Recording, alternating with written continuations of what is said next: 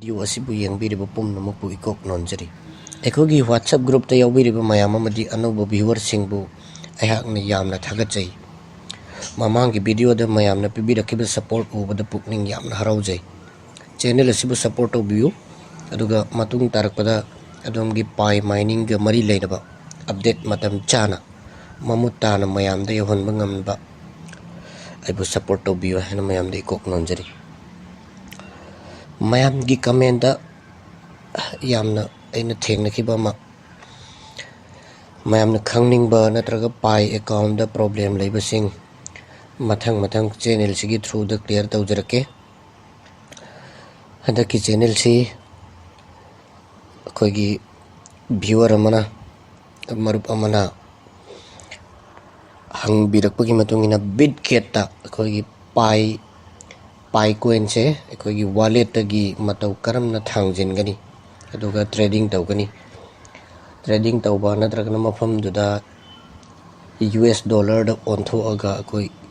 Indian rupees da matau Karamna Onthokkani haibagi matang da mayam da taksage. Ahanbada akoigi Bitget application se noigi mobile yorongani thajai yaudragadi comment ibiro ai link pijarake. Aduga Bitget account se hangase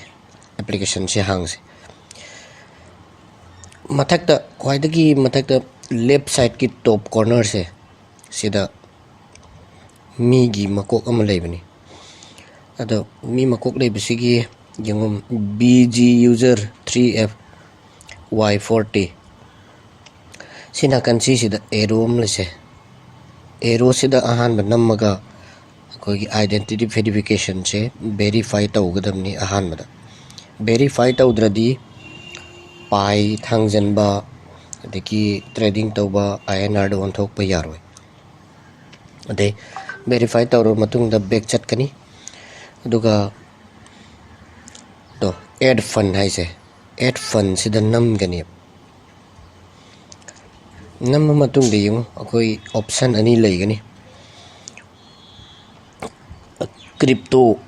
hanadagi Bitget ta leiba trading tawriba crypto mayam si leinaba akogi INR thangjinba ma si INR thangjinba ma natragana deposit crypto haiba option ani leigani akogi di pai thangjin ga dawbani na deposit crypto haiba sida namgani ada deposit crypto si mana mo hange karamba crypto no moina mana Bitget ta thangjin ningi se hange akoigi pai ni na pai se sida adagi noigi pai si noigi app ta thok tragana sida search tawgani thore si pai sida nammani adagi sigi address se Bitget ta leiriba aigi wallet ki address ne deposit address aise sidagi copy tawgani natragna screenshot lawraga sigi je thamjalasu yare aduga horen pai da changaga si upload tawdoini haji aina copy tawgre si copy gi button ni sida namme copy thoge adaidi si adum thamamgani mathang pai da muk chatkani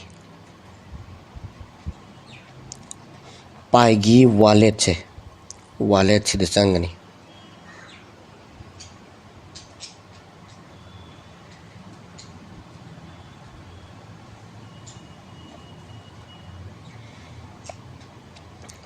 wallet se chang matungda wallet click tawgani aduga passphrase 24 word to sida hapkani passphrase hapning dragana fingerprint enable tawragana sida namgani aigi se fingerprint enable tawgani aduna si change aduga si aigi pai gi wallet address ne mayam si khangjalo adagi ai hojik asomda Bitget ki wallet copy tawraga mobile sida leikibani na pay se changani pay da changa matungda manually add wallet address se sida plus sida namgani pai kaya thangjing do pai kaya hapchin ningi bano do si sida na hapchan gani bo pai kaya hapchan ningi pai kaya adom na Bitget ta hapchin ning bano da haibado si sida mention gani bo sida ai pai tara hapchillaga mayam da utke pai tara ire aduga si khajitang ingkhat kani sida wallet address ai gi Bitget ki wallet address do sida nambada sida su thoge natraga na kuina namsallaga paste sai sida tausan gani aduga makhada send hai sida nam gani mana mo hange si nang khangba address la aina khangba address ni na confirm tawrani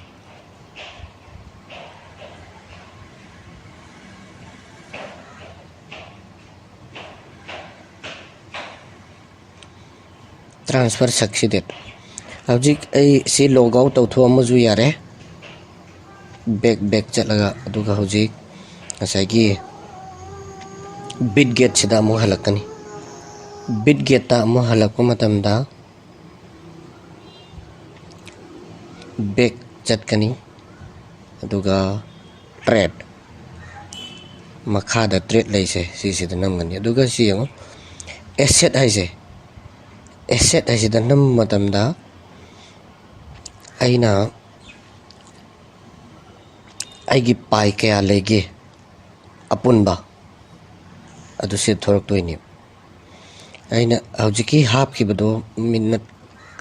second tara kun yankai changbe yai aigi 207 pai sidi han dagi yawbani kai dawgani hai matamda ai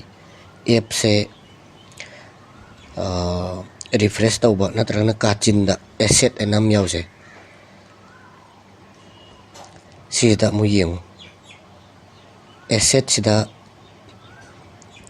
yung deposit sida mu yeng ani 150 pai hai bama to marak sida kayema lai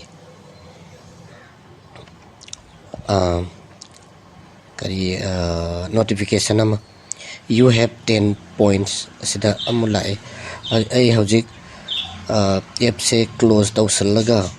amuk refresh tawge nauna hange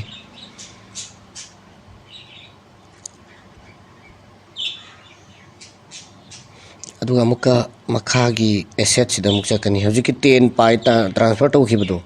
ubri yeng doineba to se ure to spot account 10 pai date na 2025 ki March 18 pung mapan ga minute on train to da tau khibani se lai adu pending delay di ngai tang lai confirm adu moi da ni sumaina pai dagi coin je Bitget hapchan gadabani aduga trading tau ge hair na si makha gi market sida namgani market se nam matungda akoigi trading tawdar si pai ni ko de pai se namgani aduga makhada amuk trading haiba mo lay si trading sida amuk namgani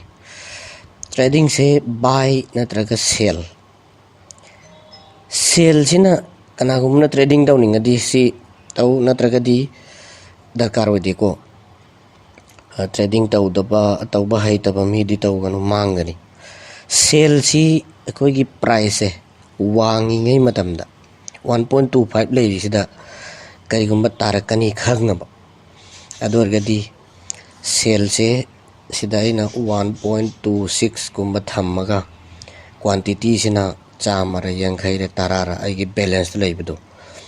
adu main gani balance kaya laibano khangdraga na si se chingani 217 pai balance laida sige 217 je aina 200 hapchallaga trading tawbani sum ada 200 hojiki 10 duga 210 taret pai taret ka 0.08 se ai ngaranga nahan ga trading tawbugi atong ba pai ni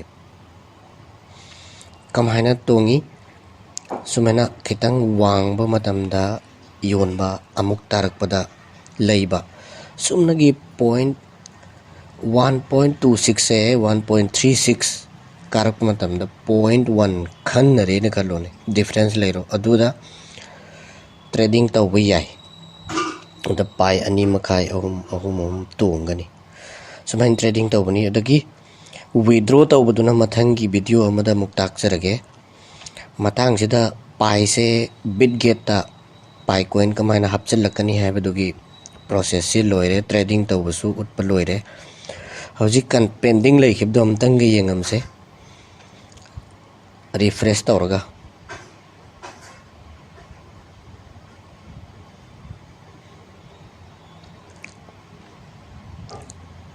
Bitget से अमुक open तौरे asset अमुक चंगनी ngasai pending lerembadu clear tawre confirm oigre ko matang sida si pai transfer tawagi deposit tawagi process si loire mathang amuka koigi mayam gi problem sing solve tawna ba kamaina wallet confirm tawagi mail kan mail lakpado email lakpado kamaina cancel confirm tawgani दा हाना थो मग मांग के the कमायन पुथो कनी है बदो मथंग video the